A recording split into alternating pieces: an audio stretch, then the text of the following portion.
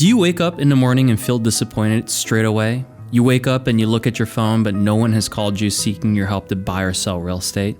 Your heart sinks. No new leads, no one has reached out requesting to tour properties, and no one has called you to help sell their home. Well, you're not alone. The good news is there's a change you can make now so that you can make a big difference in your business, career, and life. In fact, you can adopt what we call the framework I'm about to show you, and it won't take you long to see success in your business. So take our business, for example. We went from 10 transactions in 2015 to 31 in 16, 82 in 17, and over 100 year after year after that. And take my friend's business, for example, who hasn't grown and has flatlined during the same time frame. If you want to sell over $100 million on an annual basis in your business, here is a framework that will make the biggest difference. To get on a pace on selling over 100 million annually, you'll need to understand your top 4 priorities as an agent and build a system around each so you can, secondly, know exactly in what order needs to be delegated as you grow and have done everything you can with your own time.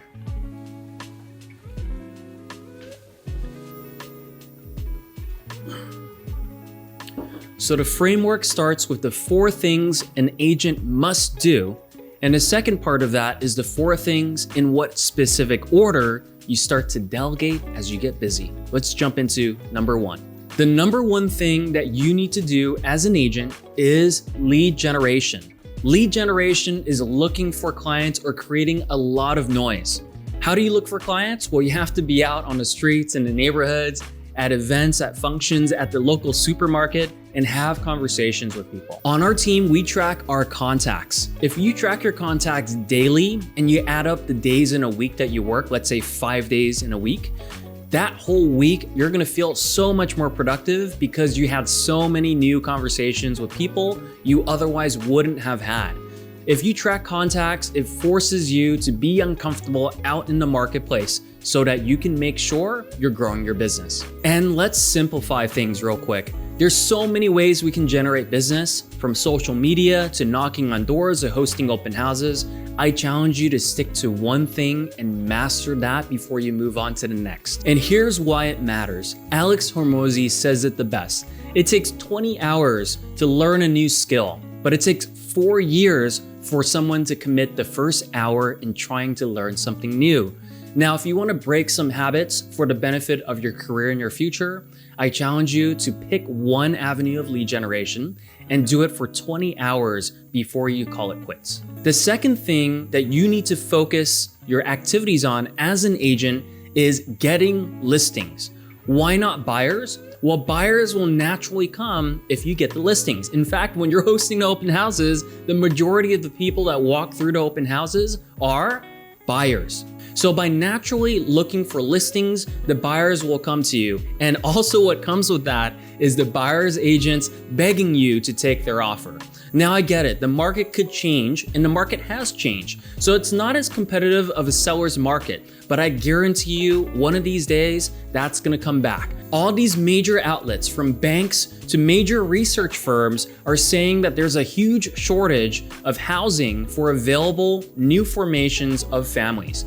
So eventually we're gonna get back to a stage where there's just not enough listings, just like at this current stage as we're filming this video at the beginning of the year. The other thing about listings is that it's an extremely high leverage activity. Once you earn and you handshake the seller and they're ready to have you list your property and prep it, you can always easily have someone help you on the servicing part. For example, on our team, I'm focused on the negotiations, I'm focused on the pricing, I'm focused on the strategy, but the execution of the process is done by someone else. The third thing that you need to focus on in terms of your activities, we already mentioned, it's servicing the buyers. Servicing buyers definitely takes a bit more time, especially if a big percentage of them are first-time home buyers that need us to explain the whole process over and over again. So I challenge you to think of ways that you can make sure anything you do more than once, record a video, or create a template for emails and phone calls and scripts. Now, I get it. Buyers will lead to listings in the future when they're ready to potentially move up. in their lives, in a different neighborhood, for a bigger house. However, buyers, you'll have a hard time servicing more than a handful at any given time. And in fact, at the peak of the market, we service much more than a dozen on a monthly basis. Now, we mentioned 3 activities so far: lead generation, focus on listings, and naturally buyers will come and you'll have to service them as well. The 4th one is once you start getting into contract, you'll need to do what we call the admin work.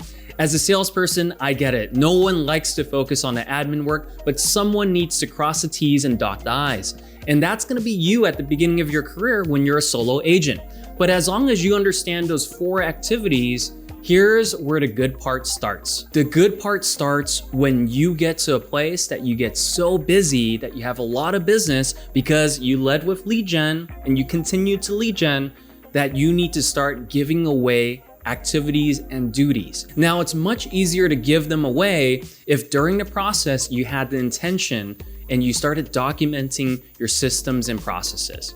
The first thing you delegate is actually the reverse of where you start in terms of your activities. You delegate your admin work first. If we correlate it to the dollar per hour for activities, admin work is typically the lowest dollar productive task, which means it's natural for you to give it up. But it's much easier for you to give it up if you've documented and you've written out exactly how you do things. The way that you do things is your brand and is your standard of service. And if you hire someone from the outside that doesn't have real estate experience, the best way is to make sure that you list your standards, you list your procedures so that they can take and run with it and make corrections as they go. A frequent meeting with them will also help you in making sure that the standard of service does not fall to a floor, rather it gets risen to a ceiling. Now that you've given up the admin work, the second thing that you're gonna give up as you get busier, because your job is to focus on the highest dollar producing task. The number 2 thing is you give up your sales, which is your buyers. You want to look for either a showing assistant, or if you have enough leads, you want to find a buyer's agent. Once you have a showing assistant or buyer's agent, depending on what scope of the buying process you delegate, the goal is to get to a point where you delegate the whole process. From the outreach to the first call, to the discovery meeting, to the showings, the negotiations, and eventually the escrow process. The buyer's agent will get really good at what they do because that's what they're focused on. And surprisingly or not, you get really good at what you do, which is the listings. Now, let's say you've delegated the admin work and you've delegated the sales or the buyers. The next thing you can choose to give up is the listings. The listings part is the highest form of leverage in our business. However, if you are bogged down by listings, you might not be able to focus on building the business or leading the team if you have multiple salespeople and multiple admins supporting you. Because listings is highly leveraged, the way that you delegate it and the way that you formulate compensation for a salesperson is going to be different from a buyer's agent. For example, on our team, buyer agents get 50-50 regardless of if the team gave a buyer lead or if they generated their own buyer lead. However, for listings, we give up to 20%, and usually this person that's a dedicated listing agent is gonna get a base pay with a 20% or less depending on your price points and how many listings you plan on giving every single year. The way I would calculate it and the way that I would think about it before you even get to that stage is how much money do you want each agent to be making depending on how much you're gonna be giving in terms of buyer leads or listing leads. Now, we've delegated the admin work and then the buyers and then the listings. The last thing you delegate as a potential successful team lead is the lead generation. Once you get to that stage where you can choose to delegate the lead generation, you probably already have a well-oiled machine in terms of a team, and maybe it's just your time every week, a couple hours for you to pre-plan where your marketing dollars go and how your agents spend their time. Lead generation requires a really intimate focus on where the market is, who are your clients, what are your top 3 sources of leads, and how can you create the message that matches the market. For example, on our team, lead generation is still something I'm very passionate about because I want to make sure that our marketing dollars gets the best return on investment. And not only our marketing dollars, how are our agents spending their time and how are our staff members spending their time? Because it gets to a point where lead gen is not done just by yourself knocking on doors, but your team is an extension of you. And you want to make sure that the time and the money is well spent, because it's not just selfishly for you as a team lead, but it's also going to benefit your agents and staff members if they are efficient and effective at utilizing their time. Now let's recap. The activities that you need to focus on start with lead gen, then listings, then the buyers, and then eventually the admin work. And you would delegate in reverse. The admin work goes first, then it's the buyers to be serviced, and then the listings to be serviced, and the last thing that you give up is the lead generation. Now keep in mind, this framework all involves a choice that you make. Now, first, it starts with the focus. Where are you focusing your time? If you focus it in the order that we have presented to you, I can guarantee you can make a switch today to make a difference in your business. Here's a couple questions to troubleshoot where you are in your business. Number one is, what stage in the activities or in the delegation are you at in your business? Another question that we asked early on is, what's your number one lead gen lever? Write that down. How can you create a process around that so that you can focus on the next, which is getting listings? Number three is, have someone else watch this video with you and create accountability, because everyone's at a different stage. Everyone generates business differently. Everyone's standards of service for clients is different too. But if you add a layer of accountability with someone else, I guarantee you're gonna move your business faster. Lastly, I challenge you to think about why this is even important to you. Maybe you're someone that's happy closing 12, 24 deals a year. But if you are looking to achieve more in your career, I guarantee you this is going to make a huge difference in your productivity, in your business. Ultimately, that's going to affect your personal life, and that's what I want to see.